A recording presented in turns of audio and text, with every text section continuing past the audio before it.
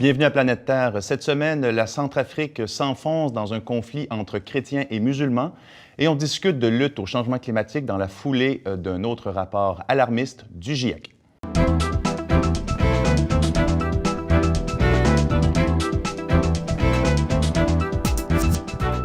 Ça fait maintenant 1 an que la Centrafrique est livrée à la violence qui, malgré l'envoi de troupes étrangères, ne se dément pas. Jusqu'à présent, des centaines de milliers de personnes ont été forcées à l'exil dans ce conflit. Je vous rappelle les principaux jalons de la dernière année. Tout a essentiellement commencé en mars 2013 avec le renversement du président François Bozizé par la Séléka, qui sont des rebelles musulmans. En septembre, il y a eu des combats entre les anti-Balaka, donc un groupe formé pour la plupart de chrétiens en réaction à ces rebelles musulmans-là, et s'en sont pris à l'armée centrafricaine. En décembre, attaque des populations civiles par ces mêmes anti-Balaka. Et à la même date, ou presque début décembre, ça a été le déploiement de la MISCA, mission de maintien de la paix composée de pays africains, avec le soutien de 2000 soldats français. Et sous peu, il devrait y avoir 1000 membres d'une force européenne. Ironie de l'histoire, enfin triste ironie de l'histoire, tout cela se déroule au moment où l'on souligne un peu plus au sud le 20e anniversaire du génocide rwandais. Donc pour discuter et pour démêler tout ça, j'ai avec moi aujourd'hui Marie-Joëlle Zahar, qui est professeure de sciences politiques et membre du Cérium. Bonjour. Bonjour. Et je souligne que vous revenez tout juste de la Centrafrique. Vous avez passé un mois complet. Et Ban Ki-moon était aussi de passage samedi à Bangui, la capitale, et il s'est dit terrorisé à l'idée d'un nouveau Rwanda. Il se dirigeait d'ailleurs au Rwanda pour souligner le 20e anniversaire de ce génocide. On a déjà parlé de la Centrafrique à Planète Terre et on disait il y a 4 mois que pour parler de génocide, il fallait faire attention, il fallait attendre et voir. Est-ce que 4 mois plus tard, on peut parler de génocide en Centrafrique, Marie-Joëlle? Je pense que la réponse est non, même si on peut parler de nettoyage ethnique. Parce qu'en fait, la difficulté du terme génocide, c'est qu'il faut pouvoir démontrer une volonté politique affichée. Or, les anti-Balaka ne sont pas un groupe uniforme, homogène, avec un leadership clair. Et donc, malgré le fait que leurs attaques ciblent aujourd'hui essentiellement les populations musulmanes, on ne peut pas parler de génocide en tant que tel, mais on peut clairement parler de quelque chose d'aussi inquiétant, qui est le nettoyage ethnique. Parce que dans l'histoire de la Centrafrique, c'est plutôt récent d'avoir cette espèce de clivage-là dans un conflit entre confessionnalités. Mais est-ce qu'on peut par contre dire que la Séléka, elle, est plus clairement organisée autour du référent musulman? Parce que vous avez dit que les anti-Balaka chez les chrétiens n'étaient pas strictement chrétiens, c'était plus compliqué que ça, mais est-ce que chez la Séléka, c'est plus musulman? Alors, c'est effectivement plus compliqué. Les Séléka étaient composés de plusieurs forces rebelles qui se sont unies et qui étaient à dominante musulmane. On a d'ailleurs également accusé la Séléka d'avoir bénéficié de l'appui de forces étrangères, notamment de Tchadiens et de Soudanais.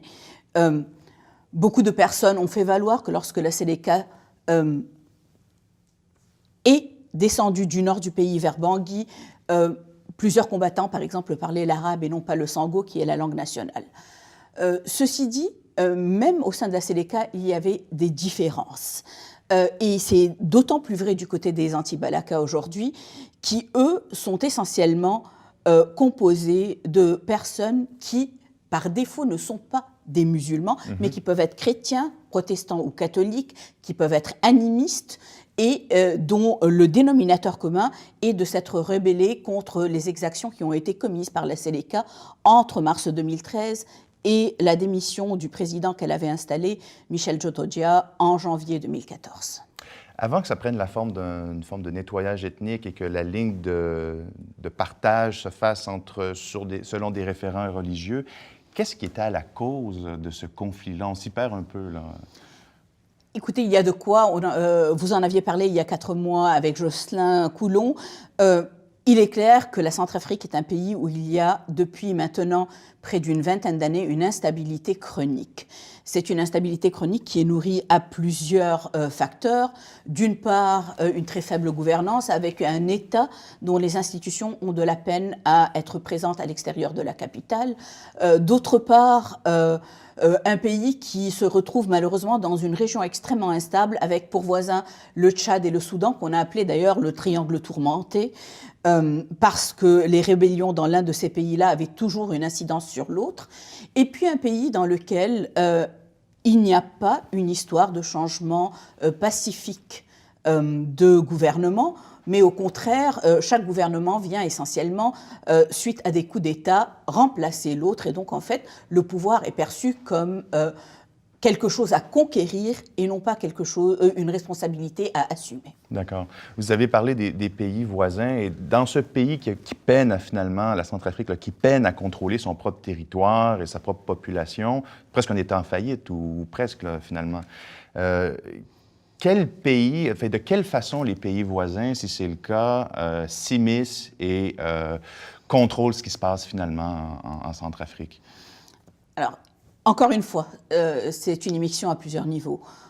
D'une part, il y a des interventions politiques et ce n'est pas limité aux pays voisins.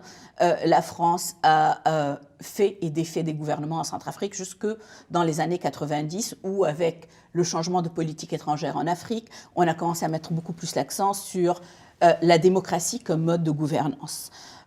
Mais les pays voisins ont eux aussi des intérêts multiples.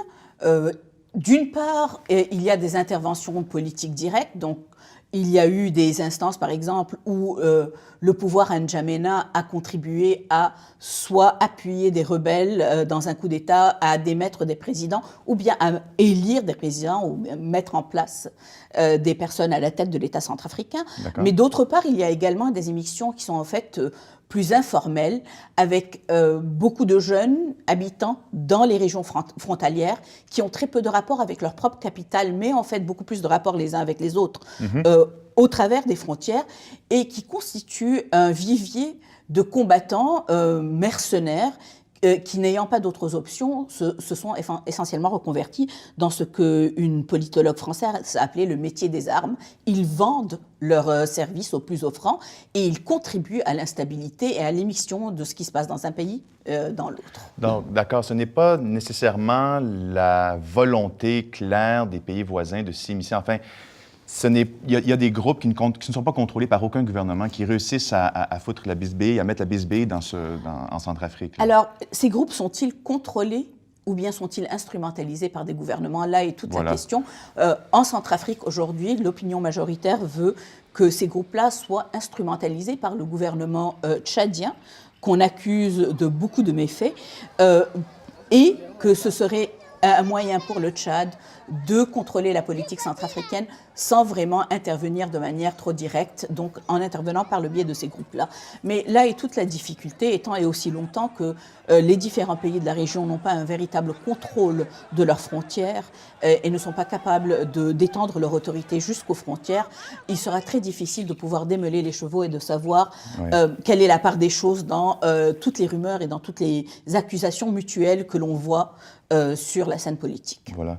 Mais souvent, en relations internationales, il faut suivre les intérêts pour comprendre un peu ce qui se passe. Quel pays, quels sont les intérêts stratégiques et ou peut-être économiques ou financiers qui jouent dans ce conflit, qui jouent en Centrafrique en général? Écoutez, la Centrafrique est un pays qui est très riche en toutes sortes de ressources premières, de matières premières. Il y a de l'or, de l'uranium, du pétrole.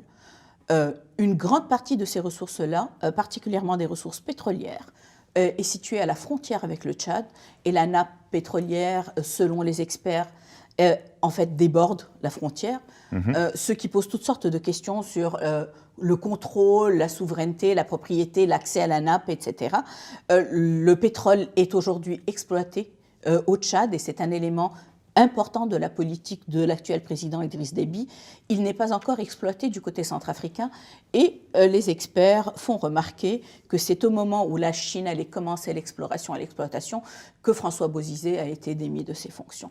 Mais par ailleurs, il y a d'autres problèmes et d'autres convoitises qui peuvent être plus individuelles. l'or et les diamants en Centrafrique sont alluviaux.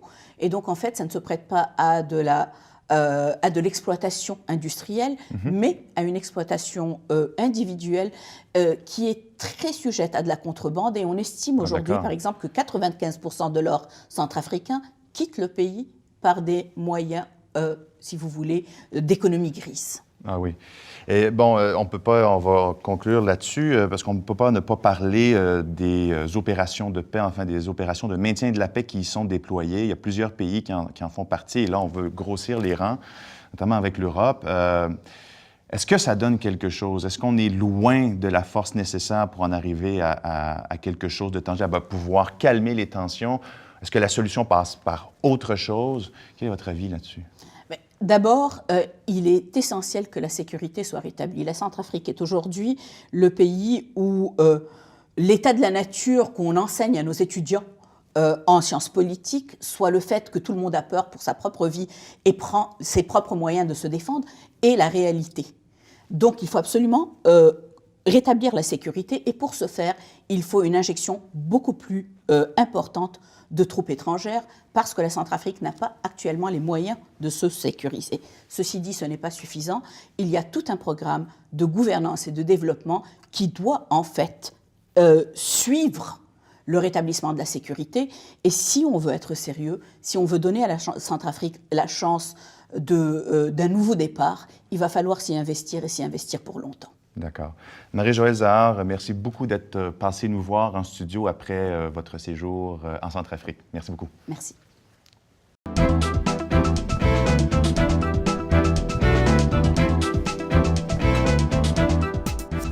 Le GIEC, le groupe intergouvernemental d'experts de l'ONU sur l'évolution du climat, a dévoilé la semaine dernière un large pan de son 5e rapport sur les changements climatiques. Ce n'est pas tous les jours que le GIEC publie un rapport, c'est généralement aux 6 ou 7 ans. C'est un rapport très alarmiste, comme vous en doutez, qui recense les effets déjà observables de ces changements climatiques. Je vous rappelle quelques grandes dates de la lutte contre les changements climatiques. Mentionnons 88, création du GIEC, sous l'égide de l'ONU, qui est chargé du suivi scientifique des changements climatiques. 92, sommet de la Terre à Rio, avec la création de la Convention-cadre des Nations unies sur les changements climatiques. Et en 97, le fameux protocole de Kyoto, qui a mis en place des objectifs contraignants, c'est une première, et des délais pour réduire les émissions de gaz à effet de serre des pays industrialisés. Il est rentré en vigueur en 2005. On est présentement en négociation pour l'après-Kyoto, l'après-2020. Date butoir est 2015, lorsque les parties se réuniront à Paris. Les négociations avancent à pas de tortue. C'est très difficile. On parle de tout ça aujourd'hui avec Hugo Séguin, qui est fellow au CERIA, mais qui a participé à la majorité des négociations internationales à chaque année sur le climat. Vous étiez d'ailleurs à Varsovie à l'automne dernier. Bonjour. Bonjour. Donc, qu'est-ce qu'il y a dans ce rapport-ci qui est passé relativement inaperçu, contrairement aux autres, étonnamment? Qu'est-ce qu'il y a dans ce rapport-là? En fait, ce rapport confirme ce qu'on savait déjà. En 2007, vous l'avez bien dit, le GIEC publie tous les 6-7 ans un compendium des meilleures connaissances scientifiques existantes sur l'enjeu des changements climatiques.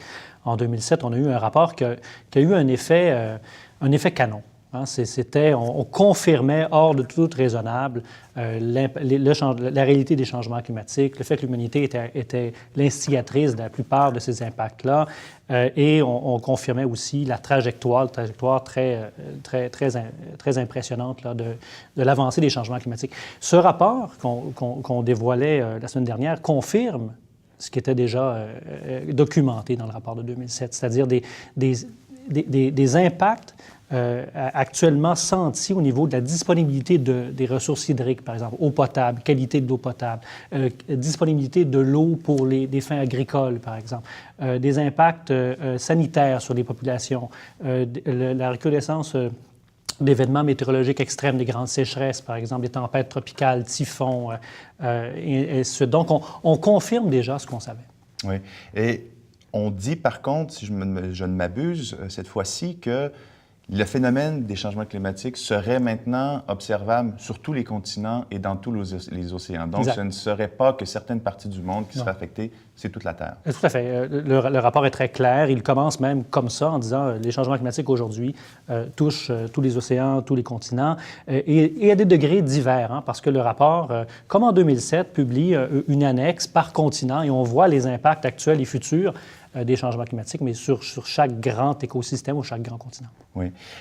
Il y a quand même un élément qui peut, je crois que les climato-sceptiques reprennent.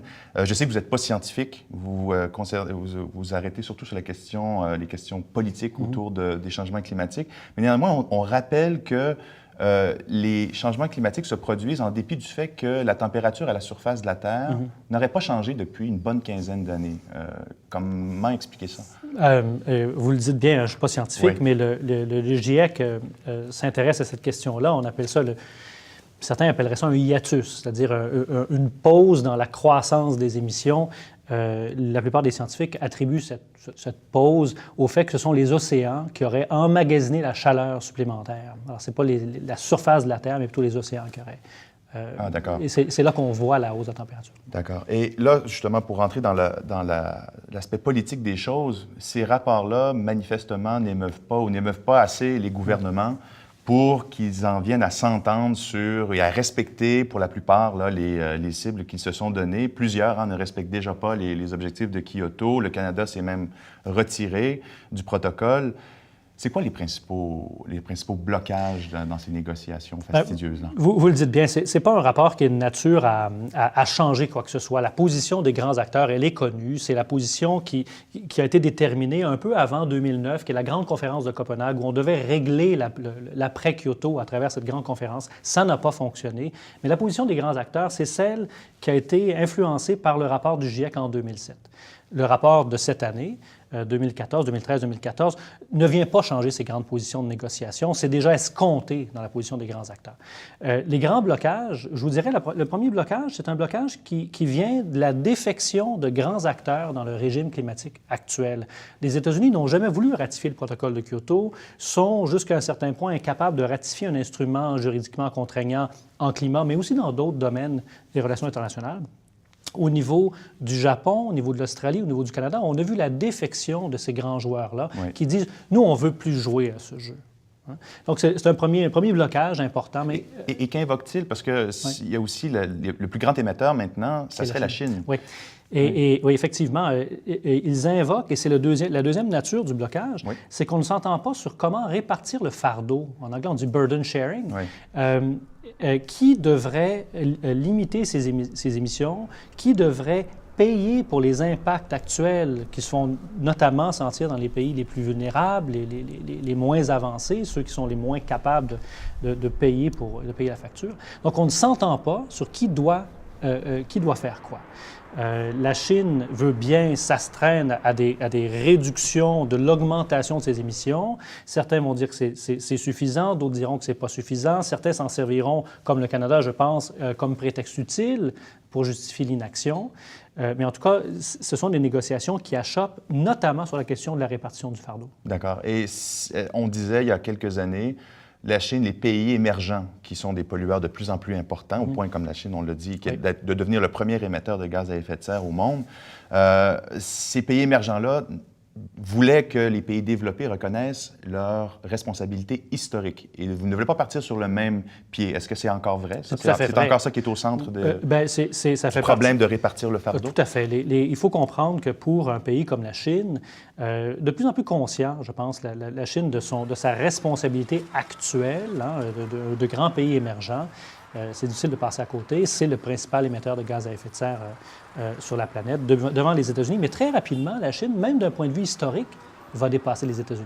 La capacité de l'économie chinoise de carburer l'atmosphère est à ce point importante et à ce point rapide que même sur cette base-là de la responsabilité historique, la Chine sera perdante d'ici quelques années. C'est quelque chose. Oui. Oui, dans les négociations, ça joue nécessairement ou notamment par des grands pays comme l'Inde, qui ne sont pas du tout au même niveau de croissance ou de développement économique que la Chine et qui tiennent la ligne dure. Nous sommes, disent-ils, des pays en développement encore et rien ne devrait compromettre notre capacité de nous développer. Oui.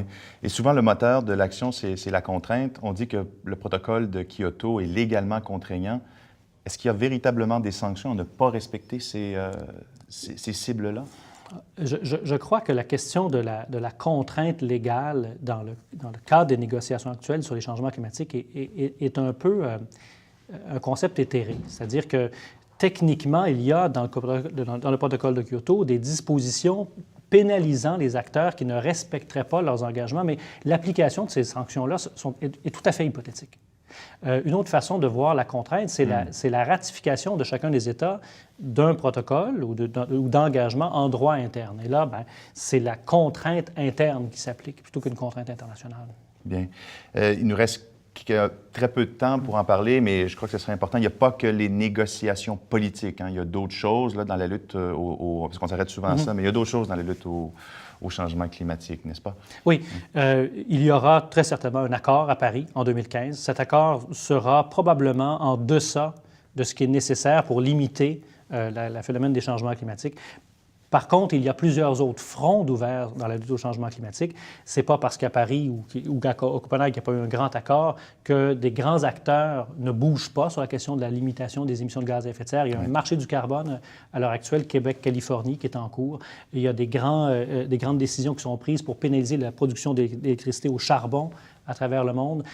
Des sociétés civiles, maintenant, reprennent en main certaines actions. On les voit, des actions de blocage, par exemple, des grands projets de développement énergétique de carburants fossiles. On le voit par les oppositions aux grands projets de pipeline en Amérique du Nord, par exemple, ou au gaz de schiste. Mais est-ce qu'il n'y a pas en même temps quelque chose qui joue contre ça, c'est-à-dire des grandes tendances économiques de fond liées à l'énergie? Par exemple, on voit le boom du pétrole de schiste, le gaz naturel qui a un boom effectivement encore aujourd'hui et qui est de très peu cher en Amérique du Nord, le charbon qui revient à l'ordre du jour. L'Europe importe maintenant plus que jamais du charbon américain. Est-ce qu'il n'y a pas des tendances de fond qui jouent contre ça? Un des nerfs de la guerre, évidemment, dans la lutte au changement climatique, c'est la transformation du système énergétique mondial. C'est lui qui est à la base des 2 tiers des émissions de gaz à effet de serre dans le monde. Et faire face à l'enjeu, c'est changer ce système. Ce qui est intéressant, la firme financière Bloomberg nous dit depuis 4 ans, il y a entre 250 milliards et 300 milliards de dollars investis chaque année à parité ou légèrement supérieure aux investissements dans les carburants fossiles pour la production de nouvelles capacités d'énergie. Alors, ça change au niveau des flux financiers, ça change au niveau de la production énergétique. Les énergies alternatives prennent de plus en plus de place et de façon de plus en plus rapide. C'est le 4e front dans la lutte au changement climatique. D'accord. Hugo Séguin, merci beaucoup d'être passé nous voir. Merci à vous.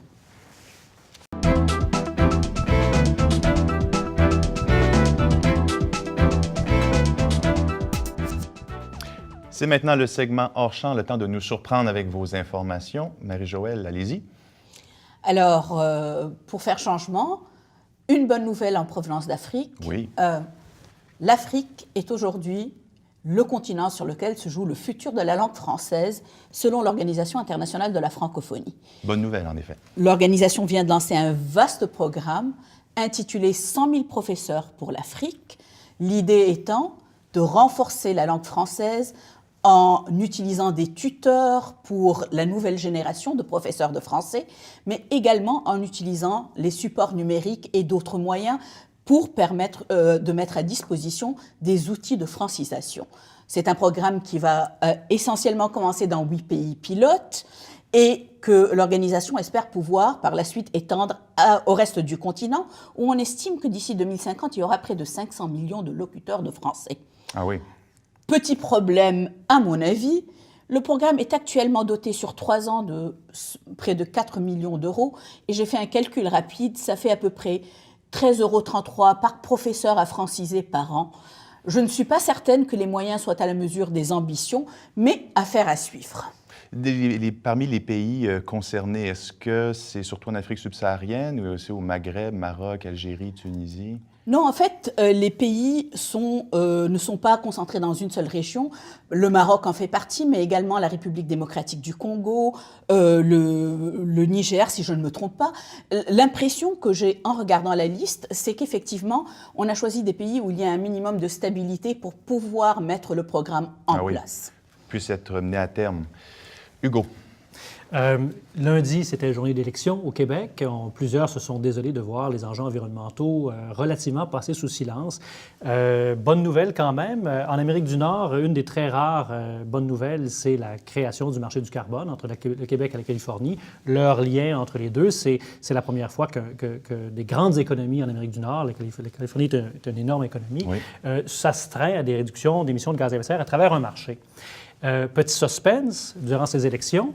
Est-ce que, malgré le fait que le 1er janvier 2015, les distributeurs de carburants fossiles seront maintenant visés par le marché, distributeurs qui n'aiment pas tellement l'idée d'entrer dans ce marché, font des pressions en ce sens, est-ce que les principaux partis politiques qui se présentent à l'heure actuelle au Québec iront de l'avant quand même dans le marché? Eh bien oui, il semble que le Parti québécois et le Parti libéral du Québec, par voie de communiqué de presse, se sont engagés à poursuivre l'expérience du marché du carbone et peu importe donc qui prendra la tête du gouvernement, on devrait voir le maintien de ce marché. Oui, je précise que l'émission est enregistrée le lundi. On ne connaît pas encore l'issue du scrutin. Hugo Séguin, fellow Cerium, merci beaucoup d'avoir été là. Marie-Joëlle Zahar, professeure à l'Université de Montréal, merci également d'avoir été là. Et je précise que vous repartez très bientôt pour la Centrafrique, c'est bien ça? En effet, dimanche. Bien, bon voyage, soyez prudentes. Merci également à vous, mesdames et messieurs, d'avoir été avec nous. Je vous retrouve pour ma part dans 2 semaines. Dans l'intermède, c'est Frédéric Mérand, qui est directeur du Cerium et que vous avez vu certainement à quelques reprises sur ce plateau, qui me remplace à l'animation. Ne manquez pas ça. Et retrouvez-nous, comme à l'habitude, sur le canal Savoir, mercredi 21h et dès mardi sur le site du Devoir, sur le site du Cerium, sur le web et également sur Twitter, comme à l'habitude, avec le mot-clic P. Merci beaucoup. À très bientôt.